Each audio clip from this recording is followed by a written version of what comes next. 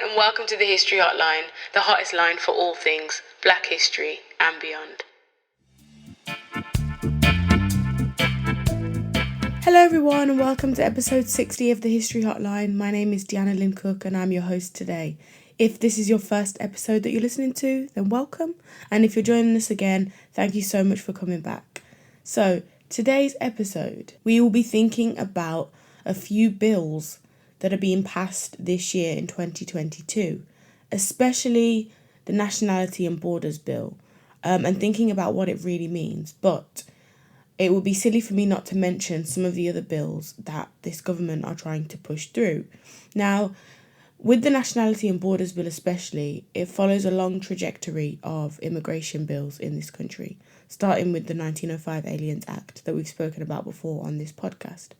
And I just wanted to reiterate from the very beginning that this Immigration Act is a continuation of immigration acts that have been passed in the past, and especially the 1981 Nationality Act, which is the last kind of big piece of legislation we've had about immigration. Now, this bill hasn't been fully passed yet. It's currently in the stages of being in the House of Lords. This past weekend, the 15th of Jan 2022, if you're listening in the future, there were protests all across the UK about the police crime sentencing and courts bill, which essentially in the main would make peaceful protest punishable by time in jail, as well as criminalising people's right to protest, essentially being the kind of biggest headline one.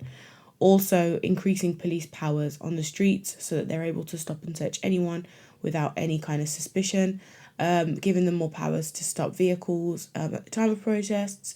There's really vague language about locking on in protests and having kind of equipment that could suggest you were about to lock on to a public building or public space. I think following the Extinct Rebellion protests, Black Lives Matter protests, and then Insulate Britain, and some of the work that they've been doing over the past few months and years, I feel like this is a kind of a pushback towards that. But essentially, in ways, it's really kind of ending freedom of speech. And this bill has been described in so many ways, but draconian is probably the best one that I've seen to describe it. And I was at the protests at the weekend, and Labour peer Shami Chakrabarti was speaking. And I'll give you a quote of what she said, which has been widely reported in the press. But she said the bill's anti-protest provisions, and I quote, represent the greatest attack on peaceful dissent in living memory. She said this government bangs on about free speech and whinges about cancel culture and other countries where fundamental rights are under attack, for example, China or North Korea or Russia. The rhetoric in this country is that, these countries have it so bad, they have no freedom of speech, there's censorship and all this other stuff. However, they are literally clamping down on people's rights to freedom of speech in this country with this bill. She goes on to say, free speech is a two-way street. And you know what? The ultimate cancel culture, it doesn't come with a tweet, it comes with a police baton and a prison sentence for non-violent dissent. So a peaceful protest can land you in prison for a very long time. And, people came out in full force to say absolutely not, because at the end of the day, you're not always going to have the party that you necessarily voted for. And you might not be in a country where the government that you want is in power. And that's fine. That's just democracy. However, the fact that you then can't protest or take to the streets to show your support for causes or to show your aggravation at maybe certain bills or laws that are being passed or things that have happened, just suggests that there isn't really any democracy taking place, because the right to protest, I think it's Martin Luther King said it, protest is the voice of the unheard. And I think to literally remove that is a bit ridiculous, especially with some of the terminology used in the bill. Now, I went to this protest and planned to do an episode on another bill, one of 5 actually that are being passed through this year. So that's all I'm going to say about the police crime and sentencing and courts bill, but I do think you should read more about it if you can, and put pressure on your local MPs, although I know it's gone past the House of Commons stage, but, make some noise about this, because soon we won't be able to make any noise about anything anymore. and that's very scary. So the other bills that are kind of being pushed through at different stages are the elections bill, which could change who is and isn't allowed to vote. I think it means in its broadest sense that everyone will need ID to vote, which is going to actually disenfranchise the poorest parts of society that might not be able to afford ID. It's going to disenfranchise certain demographics of people that might struggle with the system of getting ID, even if they can, the older generation, that is. And so, yeah, that's not looking fantastic, especially when you team that together with the police crime sentencing and courts bill, and then the Nationality and Borders Bill, which is what we're going to speak about today, which is going to look at, who can enter the UK and how. It's going to see people stripped of their British citizenship without warning. There's the Health and Care Bill, which is going to look at restructuring the NHS, and the Online Harms Bill, which could also change the way we see the internet. So that's 5 bills coming in that are being at various stages. House of Commons, House of Lords are in talks and conversations at the minute. And because the Tories have a majority in the House of Commons, a lot of these things are being voted in quite quickly and with little pushback, because Labour just don't have the numbers for it, and in my opinion don't have the leadership for it either, but that's another debate for another day. So we briefly spoke about the police crime sentencing and courts bill, and now this episode is about the Nationality and Borders Bill, because immigration is obviously a topic that features prominently on this podcast, and I just wanted to kind of let you know what's going on with that, because in ways it's not through yet. Yes, it's very close to being through, but there is still time to kind of do something about this potentially, and I just wanted to make you aware. So the structure of today's episode, we're going to look at the bill itself, what it's proposing, where it is. We're going to look at a few points about seeking asylum. Then we're going to look at Clause 9, which is a big clause that I have a very big problem with, and a lot of other people do as well. And then we're going to look back to some protests that happened earlier in January, and what a lot of prominent people within immigration spaces, charity work, and in politics had to say about it. And then that will be the episode, and hopefully you will know everything you need to know about this bill that the UK government is trying to pass through right now. So, the Nationality and Borders Bill, currently in the stage of being in the House of Lords.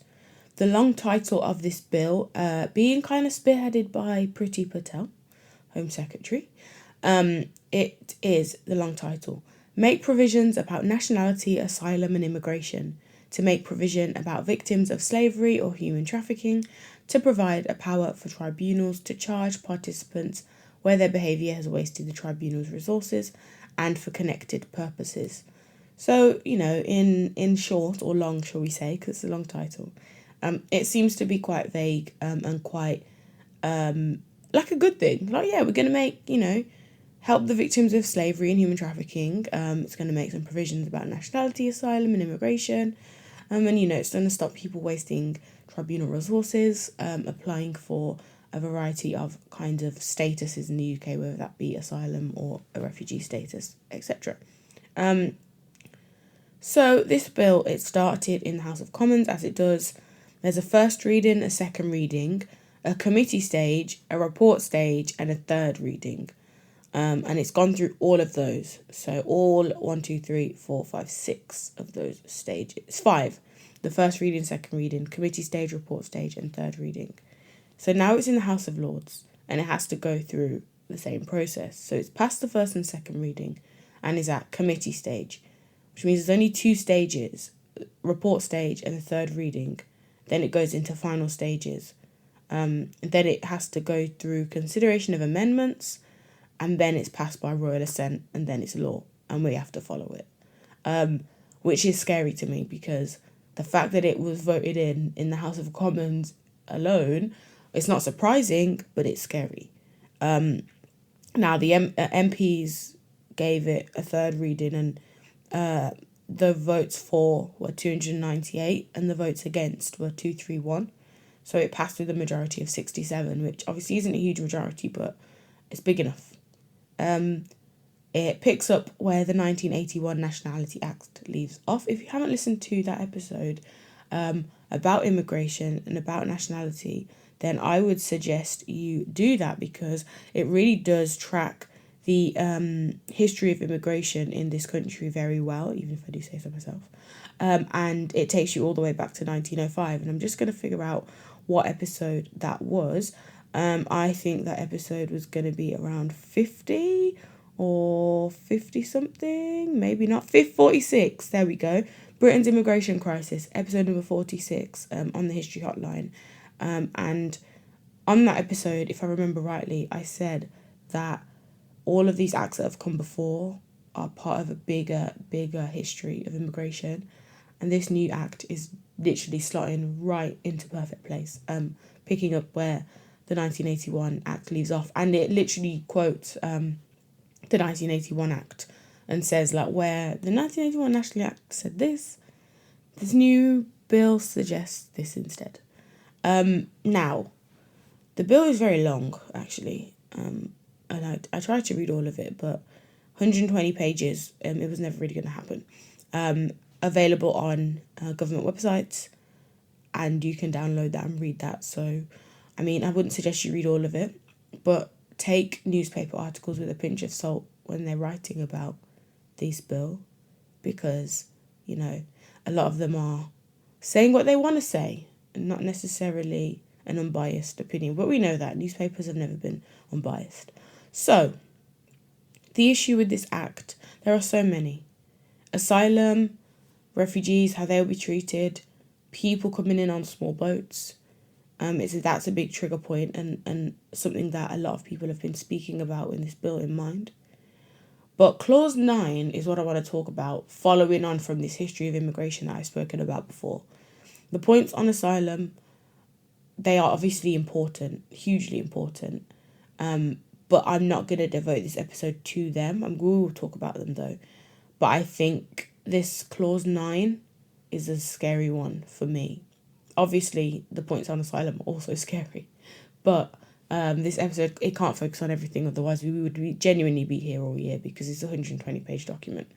Now, Clause 9 in the bill exempts the government from giving notice if it is not, and I quote, reasonably practicable to do so, or in the interests of national security, diplomatic relations, or is otherwise in public interest. Meaning that if the government want to take your citizenship, they do not have to give you notice if it's not practicable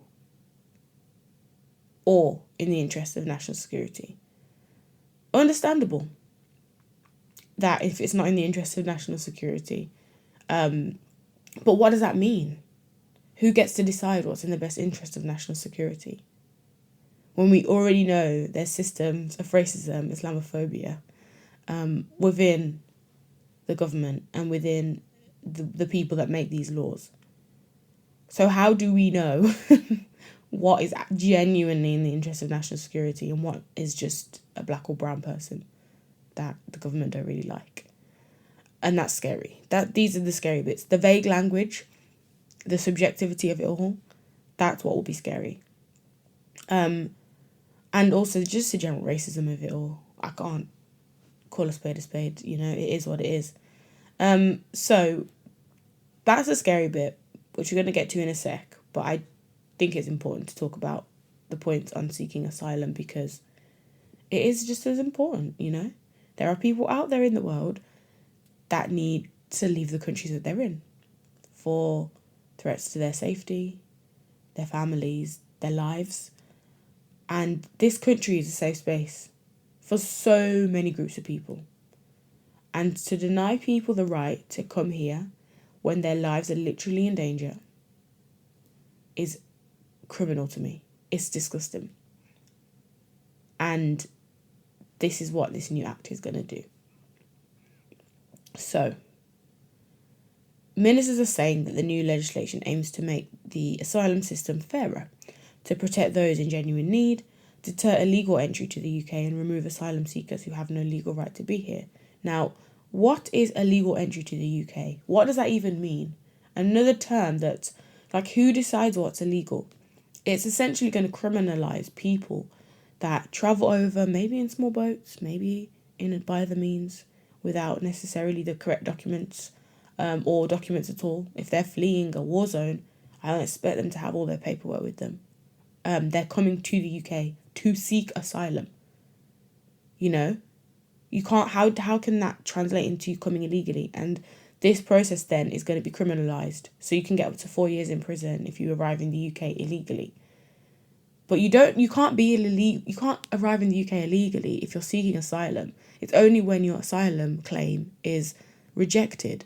So you'd have to go through the whole system of arriving in this country, seeking asylum, being called illegal, then seeking asylum, and then being rejected or accepted for this asylum claim. And then based on that, whether you're here illegally or not. And then you might get deported back to the place that you've run from. That doesn't make sense to me. It also includes a clause about the UK being able to send asylum seekers to a safe third country. As in Britain going, actually, we don't want you here. You just go somewhere else. Which might be another European country, most likely, because they're in the vicinity. And also to submit claims at a designated place determined by the Secretary of State. Basically, officials kind of believe that the bill gives the potential to allow for offshore processing centres. So places to process these people outside of the UK, offshore, to be set up overseas, like Australia do, similar policies there.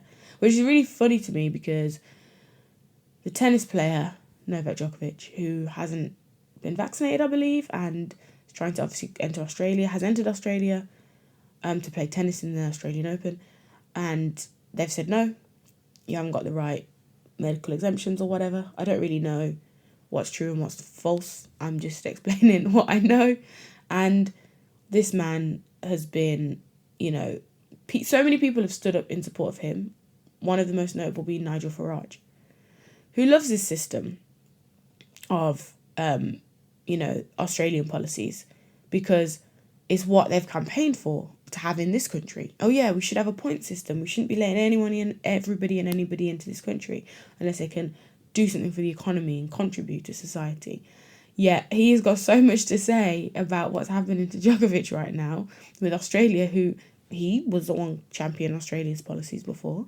But now it's not working in the favour of, should we say, a richer, whiter person who has status and, wealth.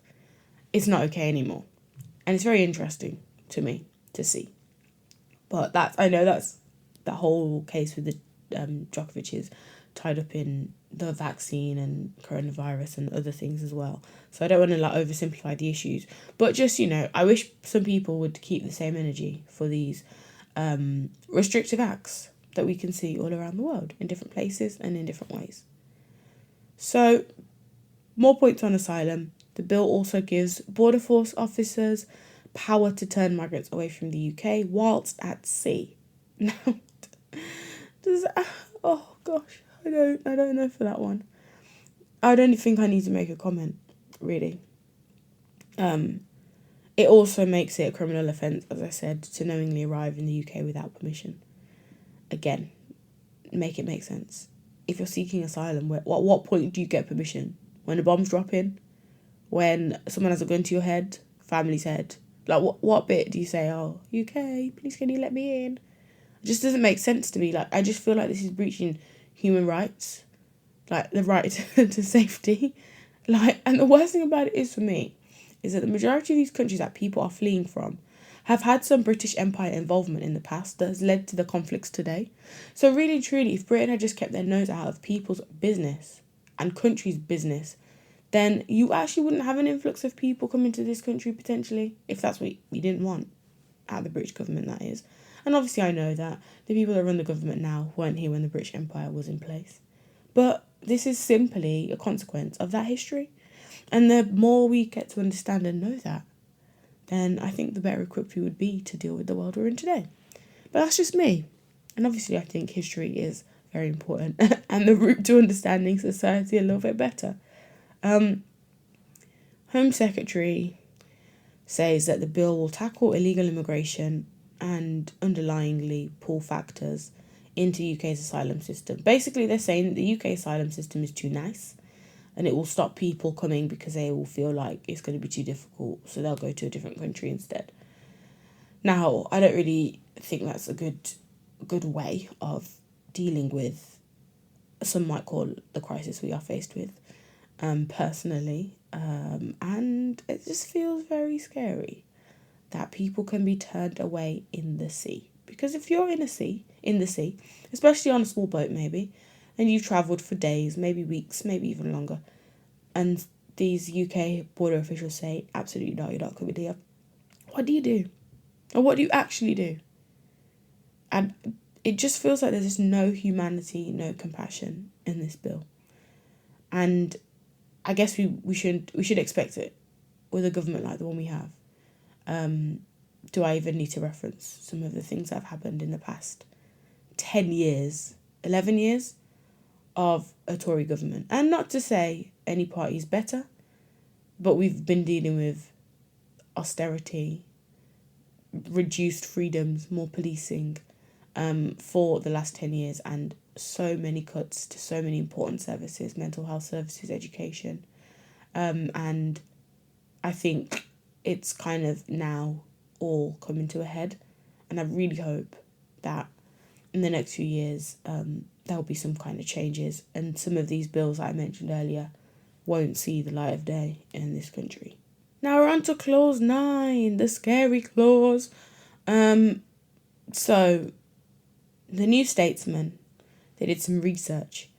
And this new clause 9 of this bill, they estimated it would affect the citizenship rights of 6 million people in England and Wales. 2 in every 5 people from a non-white ethnic minority background will be impacted. Currently, no other country in the world can make its own citizens stateless by depriving them of citizenship without notice. So the UK is setting trends, disgusting trends. They will be the first country that can make its own citizens stateless. Now, we have a precedent for this case. We have Shamima Begum. Whatever you thought about that case and that situation, this essentially, that set a precedence because she was stripped of her citizenship for her involvement in what was happening with overseas terrorism. And when she was stripped of her citizenship, her father, who is Bangladeshi, Shamima Begum, for context, was born in the UK, born and raised and radicalised in the UK. And they went to, the British immigration, whoever people went to Bangladesh and said, can she have citizenship there? Or I don't even think they did that. I think she stripped of her British citizenship and then obviously, so she wasn't stateless. The only other country she could apply for citizenship from would be Bangladesh because that's where her dad is from. And they said, of course not, because she's a terrorist and has been, well, I don't know actually. I don't know how it works to call someone a terrorist necessarily, but she was involved with things that were happening and she left to go to join ISIS. And so, yeah, that is what it is. But when she went there, now on her return, she's not allowed British citizenship, and Bangladesh obviously don't want to give her citizenship, and in ways, why should they? Because they have literally nothing to do with any of this. She's never had Bangladesh citizenship, and she's, not, this whole case is nothing to do with that country, and so this is kind of the main thing I don't like about this thing, apart from the fact that it's obviously systemically racist, and it's just going to extend that franchise and practice of racism in this country. But I feel like, why is Britain pushing the kind of responsibility of undesirable, quote unquote, citizens to other countries that they might not have even ever been to? Like, for example, then, me, if I do something bad, depending on how bad and who decides, the courts in this country, and I lose, they strip me of my British citizenship, for example, and they say, okay, your grandparents are Jamaican, so you can get Jamaican citizenship, you're eligible for that, which I am. Why in the world should Jamaica deal with me if I've obviously done committed a crime. Seriously. Why in the world, why should you make a deal with me? You know, I live in this country. I have lived here all my life. I've been educated here. I was born here. I pay taxes in this country. So surely I should be dealt with the justice system in this country. And yes, if that means going to prison or facing trial or prosecution, then so be it. But I don't understand why are you deporting people? Like, to where? And why should other countries deal with that? When you couple this now with the bill that's obviously potentially going to be passed through on Monday, the 17th, the Police Crime and Sentencing and Courts Bill, I was at a protest on the weekend. That's all it could take for me to get deported to a country that I've never lived in. I've visited, seen family there, barely have any family there. So, you know, how does that make any sense? Not to say how is that fair, because I just feel like I can hear my parents going, life's not fair. It's never been fair. But that doesn't make sense to me. And former Tory minister, David Davis, who has probably been one of the most vocal people about this act against it, he said plans to strip people of British citizenship are uncivilized, legally disputable. Like, I just feel like it just doesn't make sense. Right now, don't get me wrong, you can take citizenship from people considered to be a threat to the UK for terrorism, war crimes, or if they obtain citizenship fraudulently in the first place, which makes sense in ways.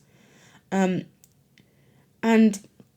it just means that where it's not practical, citizens will not be given notice of losing their citizenship.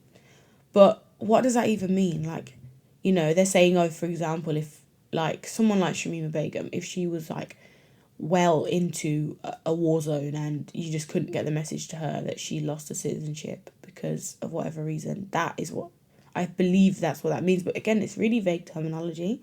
But yeah, I just feel like pushing, you know, people that have committed crimes, shall we say, in the UK. And whilst, yes, it's saying stuff that terrorism, war crimes, like, do we believe enough in our justice system for them to find real terrorists? Because, I don't know, like, very naive maybe, but there's been, like, a few terror attacks in the UK, like, on a smaller scale to some of the things we used to see post 9/11.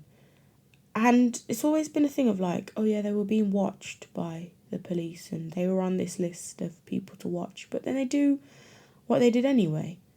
So, you know, how is that going to work? If you were on suspicion of doing something, is it going to take you to do something? And yeah, why should other countries then deal with these people that have done these things? Obviously, it would be great to live in a society where everybody is good, well behaved and not committing crimes, but that's just not reality. And especially when, you know, you have a long history of the government cutting funding to so many integral services that have meant people are turning to whatever they can do to feed themselves, their families. Not to say that terrorism is excusable in any way, shape or form, or crime more broadly, but I can see, you have to kind of see how all of these bills and all of these policies are going to intertwine and impact each other. It's very scary to me. Very, very scary indeed. And also thinking kind of in the context of the Windrush. I haven't mentioned that yet, but the Windrush scandal saw people being deported because they were said to be illegal immigrants that had been in this country since they were probably under 10 and were in their 60s, 70s and 80s, getting deported to Jamaica, a country they'd not been to since they were babies, that some of them had never left the country until they were shipped to their quote-unquote new home. Now, with a precedent like that was not that long ago. How the government can justify this act is beyond me, especially this clause. There are deportation flights that go back to Jamaica, especially, and other Caribbean countries all the time, deporting people that have committed crimes in the UK and have actually gone to prison for those crimes, but because they are deemed to be obviously undesirable and their kind of rights to citizenship have suggested that if they commit a crime, they can face deportation. They are being deported. Now, if you do a crime and you go to prison in the UK and you serve, the sentence that the judge and jury have given to you, why then are you having an extra punishment because you're black or brown? If you are a white British person with citizenship going back and there's no other country that you have citizenship for, you commit a crime in the UK, you go to prison, and then you're released. That's the end of the story. Why is it for black and brown people there's now the risk of leaving, being kicked out of the country, even if you go to prison? And that's what we're seeing, and we've been seeing it. There has been so many flights that have gone back to Jamaica. I just feel like it's insane for Britain to be able to deport people that have already gone to prison, and some cases have been rehabilitated. Like, some of these people that are being threatened with deportation have literally maybe committed a crime 5 years ago. No, let's say 10 years ago, gone to prison for 5 years, have, rejoined society, potentially got a job, have a family, sorted their lives out, got their stuff together. And now it's like their case has been flagged by the Home Office with their new hostile policy, and it's like, right, you're going. But that kind of, the thing that they did that was bad, fair enough, it was a while ago. They have rehabilitated. The quote unquote prison system has worked. Why are they being deported with a family in this country? Especially when you hear politicians speak about the black community and say things like absent fathers are causing knife crime and all this nonsense. But you're deporting these fathers and these men that have children in this country. There was one of the flights that went out, I think either last year or 2020, and there must have been I can't remember the number, but it was a ridiculous number of children that would be impacted by the amount of fathers that were being deported or faced with deportation. I just feel like it's just creating a cycle that is going to be unbreakable if this bill comes into power. Now, another thing about this clause is that Britain can then deport people that also have not had a chance at trial. It's not always going to be the case that you go to prison and then you do your time and then you're deported afterwards. It's going to be like you are on suspicion of doing a crime. You haven't even gone to trial. So the judge and jury haven't found you guilty or not guilty, and you're meant to be innocent until proven guilty. And you're just gone. It's shipping off these quote-unquote undesirable people to another country when they've committed crimes in the UK and should be dealt with by the UK justice system, if you ask me. So journalist Ian Dunn from the Independent's little supplement the overall effect of this clause is simple, he said. It is designed to prevent people from securing their right to appeal. This is supposedly guaranteed in law. Nothing in the new clause nullifies that. Instead, it makes it impossible by virtue of practical reality. The people being stripped of their citizenship will very often find out when they are trying to return to Britain. They are outside the country. And once you're outside the country, it becomes infinitely more difficult to secure your appeal rights. Sometimes the appeals process takes so long as to be useless, it might time out before someone is even aware action was taken. Nearly every case, that makes it very difficult to secure evidence or instruct lawyers. The government have created a second-tier category of British citizenship, which applies predominantly to ethnic minorities. So interestingly there, Ian Dunn is bringing up the fact that you most of the time, you actually won't know that your citizenship has been revoked whilst you're in Britain. It will happen when you're outside the country. For example, a lot of the cases that I've read about people in the Caribbean have been, say for example, they've gone back for a family funeral, back to the Caribbean that is, and they've tried to now enter the country, and Border Force have said no, you can't, and they'll be in the Caribbean. So they're stuck there, essentially. So they haven't been deported per se, but the minute they step out of the country, they cannot now come back. And obviously now to do that appeals process, when you have no family around you potentially, limited maybe money out there, because, you don't normally take all your money when you go on holiday, you won't necessarily be kind of aware of the systems in place. You might not even have a phone and a SIM card in that country, and you go on holiday, you just, go and come back. It's a short thing. And so appealing in that process and having access to lawyers and people that know the system is going to be a lot more difficult. And he's saying it's going to be infinitely more harder to appeal. Also, for example, if you went out to the Caribbean for a longer period of time, not just a 2-week holiday, maybe a few months, and this happened to you, the actual appeal process might actually have timed out, because once they serve you, they haven't told you that you've lost your citizenship, and say they give you like 2 weeks to appeal, or a month. I don't know if that's the actual time, but you don't know, and you haven't tried to come back in that time. Your appeal time is timed out before you even knew that this was happening to you. That's insane. That's absolutely insane. And that is what this government are doing. And now for the protest that happened on the 5th of January, it was a Wednesday, 2022. They're obviously thinking again about the fact that the crime, police and sentencing bills coming in, and protests might be illegal very soon. They had a protest for this bill, the Nationality and Borders Bill, but the way that protesters can be criminalised now, that makes that more of a risk. Obviously, these laws haven't been passed yet, just to say, but, thinking ahead. Patrick Vernon, who's a campaigner for the victims of the Windrush scandal, told the New Statesman in an article I read, and I quote, "Priti Patel should be sorting out the Windrush scandal right now, rather than creating a piece of legislation that will affect more people and create more Windrush scandals in the years to come." And I think this is very true, and my sentiment entirely.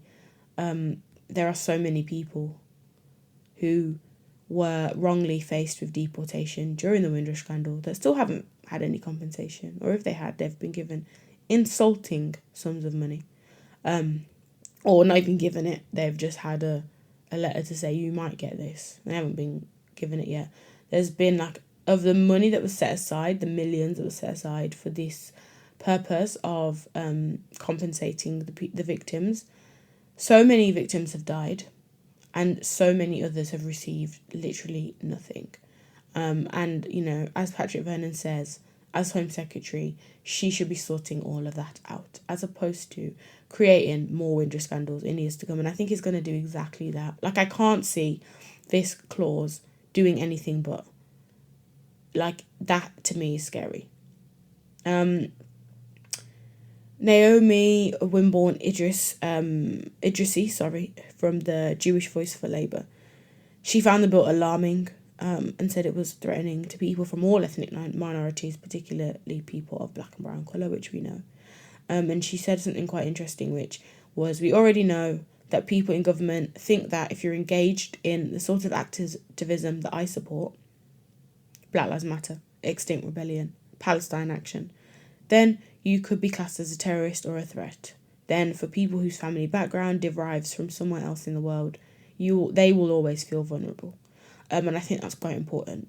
Within the system in Britain, it's already a little bit tense to be black or brown, maybe. And now this bill is not going to add to any kind of positive feelings, I don't think. Clause 9 is still being debated, I will say, in the House of Lords. Campaigners are hopeful that the amendment will be opposed. I'm not sure how I feel. I don't think I feel that positively about it. But, it's just the general consensus from, I guess, people that I respect and listen to, is that this is going to, disproportionately impact people from ethnic minority backgrounds, black and brown people, who have a quote-unquote assumed citizenship outside of the UK. It's not really going to impact white people in the same way. And they know that. And I think it will create potentially another Windrush scandal. Now, this is something that's happening right now. You might be listening in the future in which you'll know if this bill got passed or not, which is really funny because you might have listened to this whole 40 minutes of me going on to be like, oh, it's happened anyway, or it hasn't happened, we hope, we pray. But it hasn't gone through yet. If you know anyone in the House of Lords, just have a chat. And just make some noise about it, whether that be on social media, whether that be to people that you know in real life. talk about it. Like, let's get conversation going about something like this to stop it. I think we spend so much time and energy about things that don't matter and talking about topics that are so redundant, like whether there's 24 hours in the day or not, and if we all have the same 24 hours. But there are actually like really scary things that are happening that will need more than 24 hours to tackle. So yeah, thank you so much for listening to this episode, and please do your research. Please, do what you can. Petitions are going around, I'm sure. I will link some in the description and the show notes, if I can find any that are active now, because it's already in the House of Lords, so I think that it might be past the petition stages. But I had to talk about this as an extension of Britain's kind of immigration policy in the past and what they are trying to do now. But I will leave you with a quote from the CEO of the Runnymede Trust, Halima Begum, who said, "I can't see any minority in this country feeling safe about this new bill." And Halima, I agree. Thank you so much for listening. Have a wonderful week. Goodbye. Thank you for listening to the History Hotline. If you've enjoyed this episode, please tell a friend to tell a friend. To continue the conversation about Black history, head over to our social media platforms at the History Hotline on Instagram and at the History HL on Twitter.